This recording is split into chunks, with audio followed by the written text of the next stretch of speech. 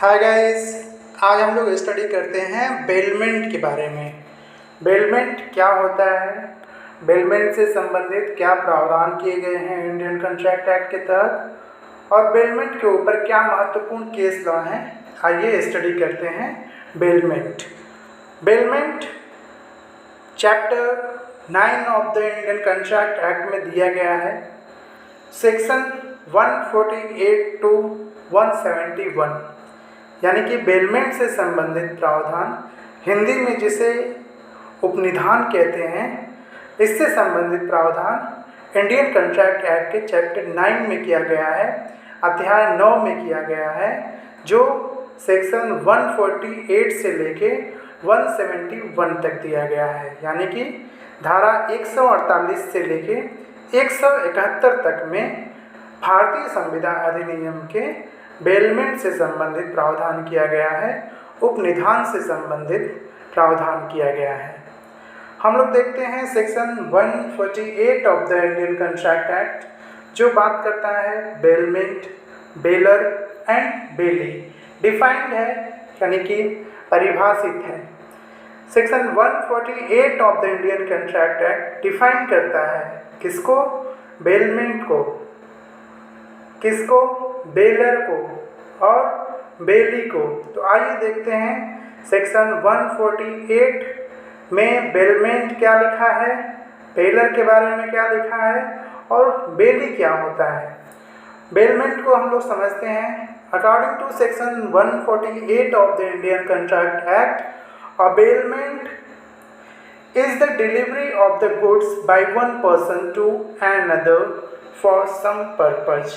यानी कि बेलमेंट के तहत किसी वस्तु की, किसी गुड्स की डिलीवरी की जाती है किसी व्यक्ति को, किस लिए, फॉर सम पर्पज, यानी कि कुछ किन्हीं उद्देश्यों के लिए वस्तुओं की डिलीवरी एक व्यक्ति से दूसरे व्यक्ति को की जाती है, upon a contract that they shall, when the purpose is accomplished, be returned or otherwise disposed of according to the direction of the person delivering the goods।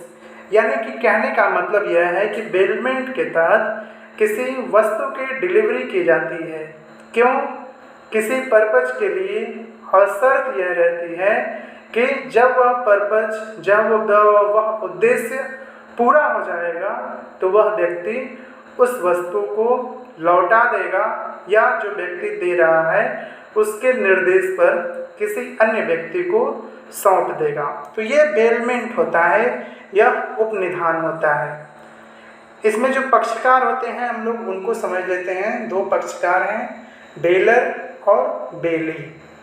तो बेलर कौन होता है? The person delivering the goods is called baler. यानी कि जो व्यक्ति goods का delivery करता है, वस्तु का परिधान करता है, वह बेलर कहलाता है।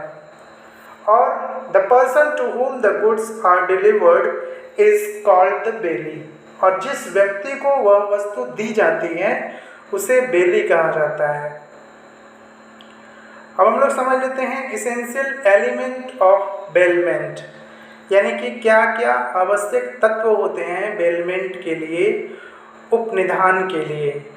Essential element of bailment, the first is the agreement, यानी कि दोनों पक्षकारों के मध्य एग्रीमेंट होना चाहिए।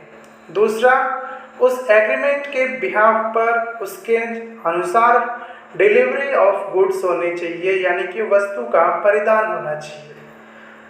तीसरा है पर्पज, यानी कि कुछ स्पेसिफिक पर्पज होना चाहिए, वस्तु क्यों दी जा रही है, और जब वह पर्पज पूरा हो जाए तब उस वस्तु को रिटर्न करने की भी बात होती है।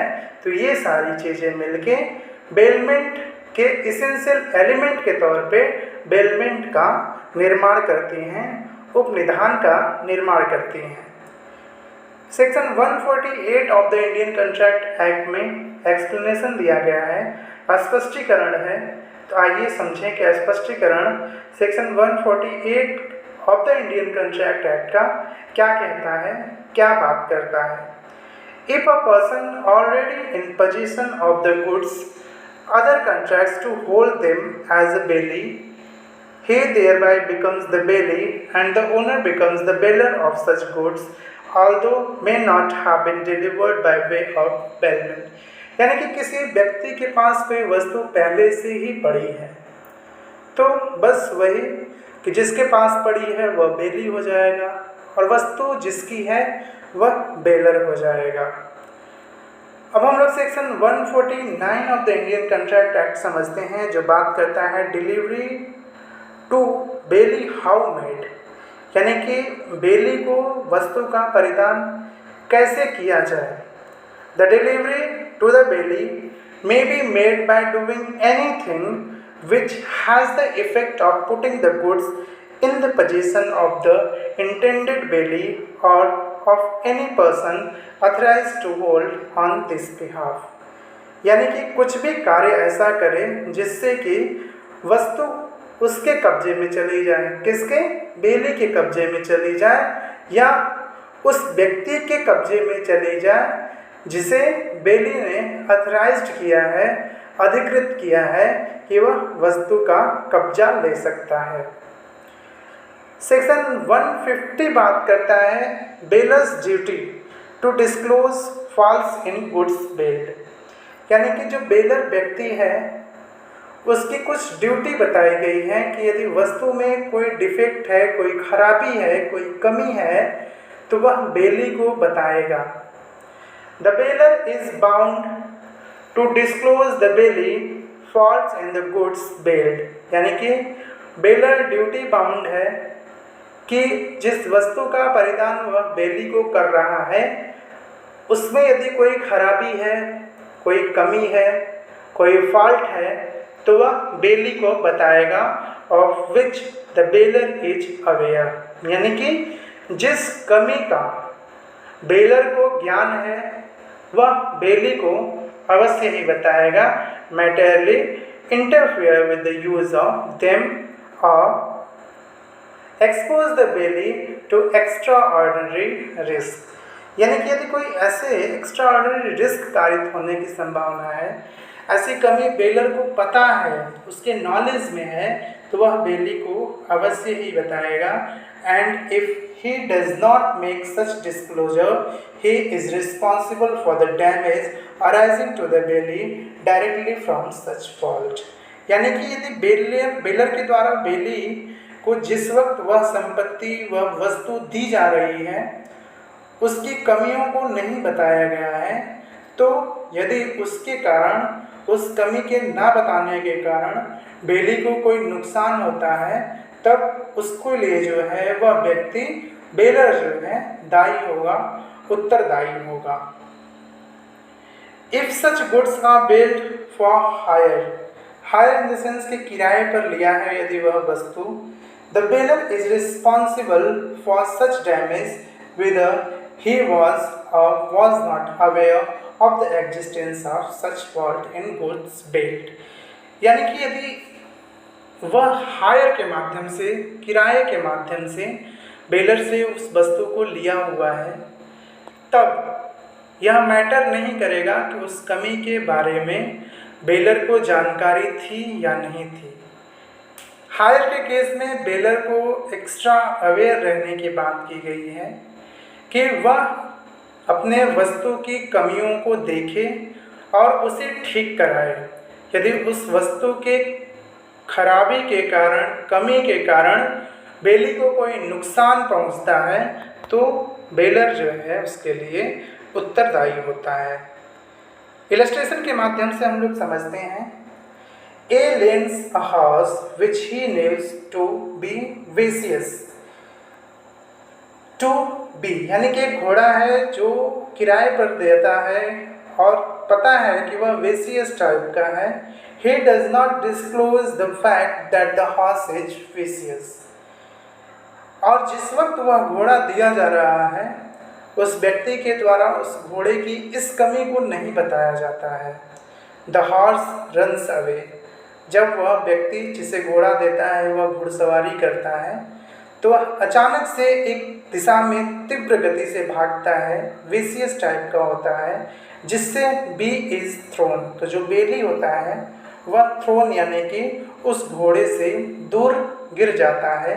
A is responsible to B for damages sustained. तो इस दशा में जो बेलर है, चूँकि उस घोड़े की कमी के बारे में उस बेली को नहीं बताया था और घोड़े के व्यवहार को वह जानता था, उसके कारण से वह चोटिल हुआ बेली। तो जो चोट लगी है उसके लिए वह डैमेजेस ले सकता है बेलर से। दूसरा इलस्ट्रेशन है, A hires a carriage of B, the carriage is unsafe though B is not aware of it and A is injured, B is responsible to A for the injury. यानी कि एक carriage है, घोड़ा गाड़ी समझते हैं, घोड़ा गाड़ी किराए पर देता है, घोड़ा गाड़ी में कुछ खराबी थी चूँकि किराए पर दिया गया था, तो was not aware of the defects to the bearer बहुत ज़्यादा मैटर नहीं करता है। तो इस दशा में यदि किराए पर घोड़े गाड़ी की सवारी कोई कर रहा है और उसे कोई चोट कारित होती है तो उस दशा में बेलर लियाबल होगा, बेलर उत्तरदायी होगा। अब हम लोग सेक्शन 151 पर आते हैं जो बात करता है care to be taken by bailee. यानी कि जब बेलर के द्वारा बेली को गुड्स दे दिया गया है तब बेली का यह कर्तव्य होगा कि वह उस वस्तु का देख रेख करें, duty to take care. In all cases of bailment the bailee is bound to take as much care of the goods bailed to him as a man of ordinary prudence would under similar circumstances take of his own goods, the same bulk, quantity and value as the goods bailed। यानी कि साधारण भाषा में हम लोग बात करें तो बेली को जब वह वस्तु दी जाती है तो बेली का यह कर्तव्य होता है कि वह एक साधारण प्रज्ञा का आदमी, एक ऑर्डिनरी प्रूडेंस का मैन आदमी जिस तरीके से उस संपत्ति की रक्षा करता, कैसे, जैसे कि वह संपत्ति खुद उसी की है, तो उस स्तर के केयर की ज़रूरत पड़ेगी। बेली को यह ध्यान देना होगा कि वह एक ऑर्डिनरी प्रूडेंस मैन, एक साधारण प्रज्ञावान व्यक्ति के समझ के अनुसार उस वस्तु की देख रेख करे। अब हम लोग सेक्शन 163 पर आते हैं जो बात करता है baler entitled to increase or profit from the goods bailed. यानी कि जो बेलर व्यक्ति है जब वह वस्तु बेली को दे दिया है उस दौरान यदि उस वस्तु में कोई इंक्रीज हो रहा है, कोई प्रॉफिट हो रहा है तो वह बेलर प्राप्त करेगा। In the absence of any contract to the contrary, यानी कि जब तक कोई ऐसी प्रतिकूल संविदा उन दोनों पक्षकारों के मध्य यानी कि बेलर और बेली के मध्य नहीं है, then bailee is bound to deliver to the bailor according to his direction any increase or profit which may have accrued from the goods bailed. कहने का आशय यह है कि section 163 of the Indian contract act बात करता है कि जिस वक्त बेलर के द्वारा बेली को वस्तु दी गई है उस देने के दौरान यदि उस वस्तु में कोई बढ़ोतरी होती है तो जब तक कोई प्रतिकूल संविदा न हो वह बढ़ोतरी बेलर को जाएगी।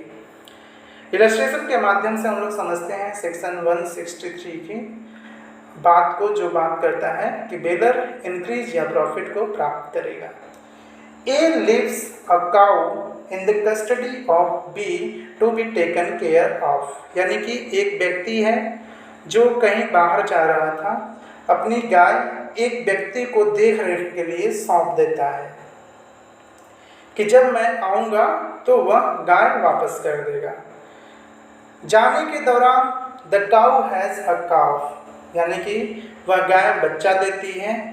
तब B is bound to deliver the calf as well as the cow to A। तो जब वह व्यक्ति वापस आएगा तो जो व्यक्ति गाय की देख रेख कर रहा है, देख रेख के दौरान गाय ने बच्चा दिया, उसे बछड़ा हुआ, तब जब वह व्यक्ति उसका मालिक वापस आ जाता है तब जो बेली है जिसको वह गाय देख रेख के लिए दी गई है वह ड्यूटी बाउंड है कि गाय के साथ साथ बछड़े को भी वापस कर दे। अब हम लोग देख लेते हैं कुछ ड्यूटीज, किसके? बेलर के। Duties of baler. तो आइए देखा जाए कि क्या क्या बेलर्स के ड्यूटी होते हैं। There are following duty of the bailor. The first, duty to disclose the known defects. Bailor is bound to disclose all the defects relating to the goods of which he is known। यानी कि जिस वक्त वह वस्तु दे रहा है बेली को, तब बेलर का यह कर्तव्य होगा कि जो उस वस्तु में कमी है वह बेली को बता दे। दूसरी ड्यूटी बेलर की होती है duty to bear extraordinary expenses where the bailment is ग्रेचुitous and the bailey is not to receive any remuneration, the bailier shall pay to bailey all necessary expenses। यानी कि जहाँ ग्रेचुitous टाइप का bailment है वहाँ बेलर की यह duty होती है कि जो खर्चे आ रहे हैं उस बेलमेंट में वह बियर करे, वह उसे वहन करे। तीसरी ड्यूटी होती है bear to risk loss. Bailor is to bear the risk of loss if the bailey has taken prudent care। यानी कि साधारण प्रज्ञा यदि बेली के द्वारा यूज की गई है तब बेलर का यह कर्तव्य होगा कि वह उस रिस्क को भी बियर करे, उसे सहन करे। चौथी ड्यूटी बेलर की होती है duty to indemnify bailee. Bailor has to indemnify bailee for any loss due to imperfect title in the goods billed। यानी कि जब बेलर के द्वारा बेली को कोई संपत्ति दी जा रही है और बेली को इस कारण से कोई घाटा उठाना पड़ता है कि जो वस्तु बेलर के द्वारा दी गई है उस पर उसका कोई विधिक औचित्य नहीं था, विधिक अधिकार नहीं था, वह उस वस्तु का मालिक नहीं था या उस वस्तु को देने के लिए अधिकृत नहीं था, अथराइज्ड नहीं था। इस कारण से यदि कोई बेली कोई घाटा उठाता है तब भी यह ड्यूटी होता है बेलर का कि वह उसे क्षतिपूर्ति दे। पांचवा ड्यूटी होता है बेलर का duty to receive back the goods. The bailor is duty bound to take back the property in the expiry of the bailment. यानी कि बेलर की अगली ड्यूटी जो होती है कि बेलमेंट चूँकि कुछ पर्पज के लिए, किसी उद्देश्य के लिए दिया गया होता है, तो जब वह उद्देश्य पूरा हो जाता है तब वह उस वस्तु को वापस प्राप्त करे। अब हम लोग कुछ राइट्स देख लेते हैं बेलर के। अभी तो हम लोग ड्यूटी देख रहे थे, अब हम लोग देखते हैं राइट्स ऑफ द बेलर। तो पहला राइट्स होता है बेलर का right of termination. Bailor has right to terminate the contract of bailment if the bailee does any inconsistent act with regard to the goods। यानी कि बेलर को यह अधिकार प्राप्त हो जाता है कि जो दिशा निर्देश बेलमेंट के कॉन्ट्रैक्ट में दिए गए हैं बेली के द्वारा, उसके विपरीत जाके कोई कार्य किया जाता है।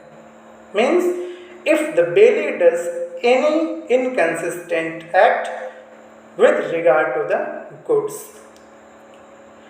अब दूसरा अधिकार होता है right to demand return of goods. Any time in case of ग्रेचुitous bailment the bailor can demand back goods bailed at any time. यानी कि ग्रेचुitous बेलमेंट के केस में बेलर को यह अधिकार होता है कि वह किसी भी समय अपने वस्तु को वापस मांग ले बेली से।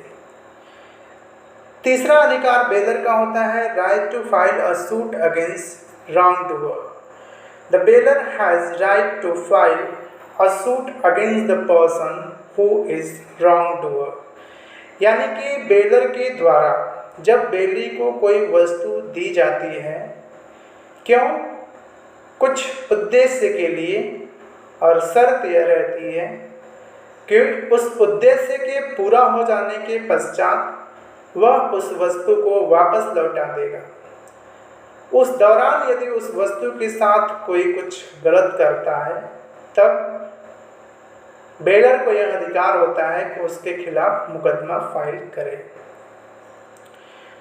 चौथा राइट्स है बेलर का, enforcement of rights. The duties of the bailee are the rights of the bailor and bailor can enforce those rights by filing a suit against bailee. यानी कि जो कॉन्ट्रैक्ट के थ्रू ड्यूटीज बताई गई हैं बेली के, यदि बेली उन ड्यूटी को नहीं परफॉर्म कर रहा है, उन कर्तव्यों का निर्वहन नहीं कर रहा है जो बेलमेंट के कॉन्ट्रैक्ट में नियत की गई हैं, तब बेलर को यह अधिकार होता है कि वह मुकदमा फाइल करके बेली से उन ड्यूटीज़ को पूरा करवा ले। अब हम लोग समझते हैं ड्यूटीज़ ऑफ बेली, यानी कि अब बेली के क्या क्या कर्तव्य होते हैं। अभी हम लोगों ने पढ़ा duties of baler, rights of baler. अब हम लोग देखते हैं duties of belly.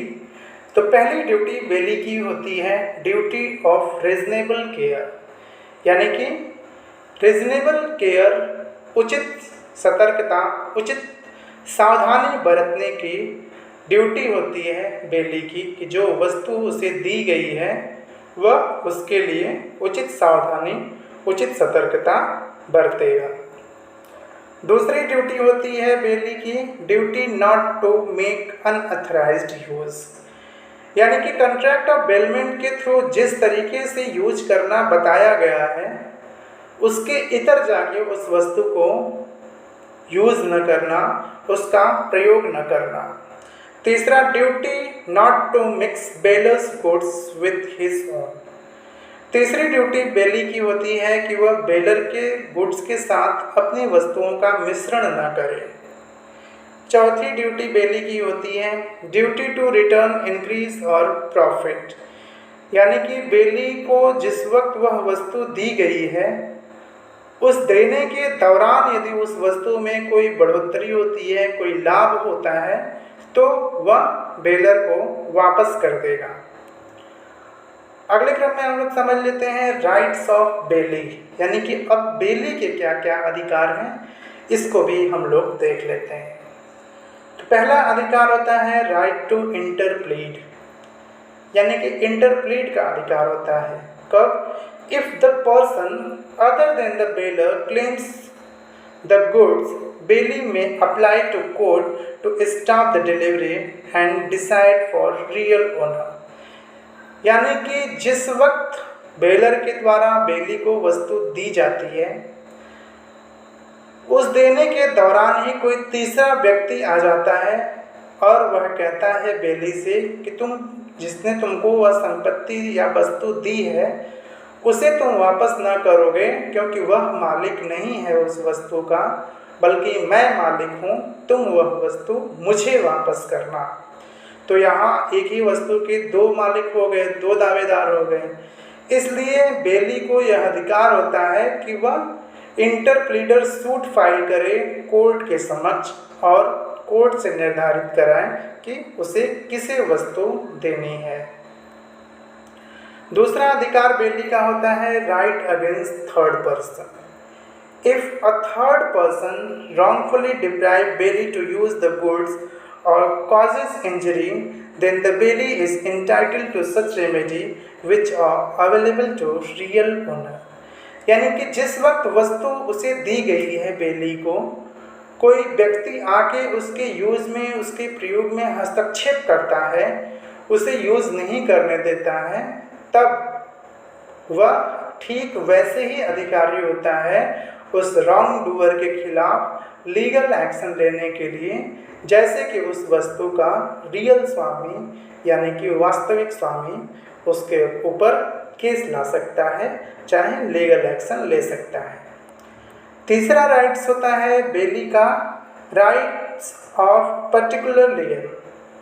When the bailee has rendered some services or skill on the goods, he has right to lien that particular goods unless he is paid। यानी कि यदि जो कोई वस्तु जो बेली को दी गई है उसके ऊपर वह कोई पर्सनल सर्विस लगाया है, अपना कोई स्किल लगाया है और उसे सही किया है, तब वह उस वस्तु को तब तक धारण कर सकता है, तब तक अपने कब्जे में रिटेन कर सकता है, तब तक अपने पास उस वस्तु को रख सकता है जब तक कि उसे उतने का मेहनताना न मिल जाए, उतने का पैसा न मिल जाए। चौथा है राइट ऑफ जनरल लियन, यानी कि ये बैंकों, factors, attorney of high court will be entitled to retain as a security for a general balance of account any goods billed to them। यानी कि राइट ऑफ जनरल लियन बैंकर्स के द्वारा use किया जा सकता है, फैक्टर्स के द्वारा यूज किया जा सकता है, अटॉर्नी ऑफ हाई कोर्ट के द्वारा यूज किया जा सकता है। कब तक? जब तक कि उन्हें ऐसी वस्तु का मेहनताना न मिल जाए। पांचवा होता है right to claim compensation in case of faulty goods. ये बेली के अधिकार हम लोग पढ़ रहे हैं। पांचवा बेली का अधिकार होता है right to claim compensation in case of faulty goods, यानी कि बेलर के द्वारा यदि कोई फॉल्टी गुड्स, कोई ऐसे खराब वस्तु बेली को दी जाती है जिससे बेली को कोई नुकसान कारित होता है, कोई इंजरी होती है, तो उस दशा में बेली को यह अधिकार होता है कि बेलर के ऊपर मुकदमा फाइल करके उससे ऐसे नुकसानी का हर्जाना प्राप्त कर ले। अगला है right to claim necessary expenses, यानी कि ग्रेचुइटस यदि बेलमेंट है तो बेली को यह अधिकार होता है कि जो भी नेसेसरी एक्सपेंसेस हो रहे हैं वह बेलर से प्राप्त कर ले। Right to return goods to any of the joint bailor, यानी कि जब उस वस्तु का परिधान किया जा रहा है बेली के द्वारा, बेली को, और उस वस्तु के मालिक चाहे बेलर कई सारे लोग हैं, 3-4 बेलर हैं जो बेलर की कैपेसिटी रखते हैं, तो बेली का यह अधिकार होता है कि वह तीनों चारों बेलर्स में से किसी को भी वह उद्देश्य पूरा होने के बाद उस वस्तु को लौटा दे। अब हम लोग समझ लेते हैं टर्मिनेशन ऑफ बेलमेंट, यानी कि बेलमेंट कब समाप्त होता है, कब टर्मिनेट होता है। There are following way to terminate the bailment, यानी कि कुछ ये निम्नलिखित तरीके हैं जिनसे बेलमेंट की समाप्ति हो जाती है, उपनिधान के कॉन्ट्रैक्ट की समाप्ति हो जाती है। पहला है on the expiry of period, if the bailment is made for specified period, यानी कि यदि बेलमेंट किसी स्पेसिफाइड पीरियड के लिए बनाया गया है, एक निश्चित समय के लिए बनाया गया है, तो जैसे ही वह समय बीत जाता है वह बेलमेंट का कॉन्ट्रैक्ट खत्म हो जाता है, यानी कि बेलमेंट टर्मिनेट हो जाता है। दूसरा एकम्प्लिसमेंट ऑफ पर्पज, यदि वस्तु का परिधान किसी विशेष उद्देश्य के पूर्ण होने के लिए किया गया है, तो जैसे ही वह विशेष उद्देश्य पूर्ण होता है बेलमेंट टर्मिनेट हो जाता है। तीसरा है डेथ ऑफ बेलर और बेली, यानी कि कॉन्ट्रैक्ट ऑफ बेलमेंट के केस में दो ही पार्टी होती हैं, बेलर और बेली। तो यदि किसी पक्षकार की मृत्यु हो जाती है तब भी बेलमेंट की समाप्ति हो जाती है। तो ये हम लोगों ने आज पढ़ा कॉन्ट्रैक्ट ऑफ बेलमेंट के बारे में, क्या ड्यूटीज़, क्या राइट्स बेलर के होते हैं, क्या ड्यूटीज़, क्या राइट्स बेली के होते हैं। तो बहुत बहुत दोस्तों आप सबको धन्यवाद।